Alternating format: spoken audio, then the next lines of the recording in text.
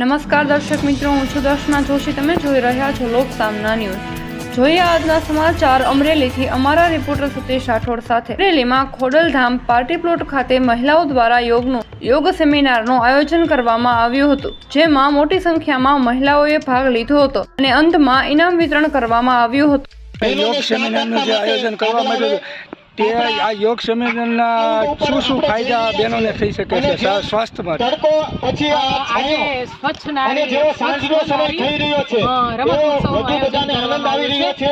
એ જે અમરેલીમાં જેટલા યોગના ક્લાસીસ ચાલે છે એ બધાનું એક સામૂહિક રીતે આજનો રમત ઉત્સવનું આયોજન કરવામાં આવ્યું છે. એમાં અમારા યોગ ટ્રેનર છે હેતલબેન ખૂટ અને અમારા યોગ ગુરુ છે સાગરભાઈ, એમના માર્ગદર્શનથી અમે આજે જે શિબિરનું આયોજન, આ રમત ઉત્સવનું આયોજન કર્યું છે, એમાં એક આ આયોજનથી જે મહિલાઓમાં છુપાયેલી જે ક્ષમતા છે એને બહાર લાવવાનો એક પ્રયાસ છે, તેમજ બહેનોમાં એક આત્મવિશ્વાસ ડેવલપ થાય, એ પણ એક આ રમત ઉત્સવનો હેતુ રહ્યો છે. આજના તમે જોઈ રહ્યા છો કે બહેનો કેટલા ઉત્સાહથી આ રમત ઉત્સવમાં ભાગ લઈ રહ્યા છે, જેમાં 18થી માંડી અને 55 વર્ષ સુધીના બહેનો ભાગ લઈ રહ્યા છે ઉત્સાહથી.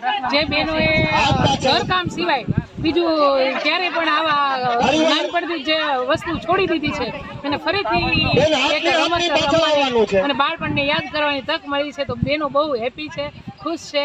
અને અમારું એવું માનવું છે કે આવા ઉત્સવ મહિલાઓ માટે ખાસ કરીને થતા રહેવા જોઈએ. આ યોગ ઉત્સવ કેટલા ટાઈમથી ચાલે છે ને કેટલા બહેનો જોડાયા?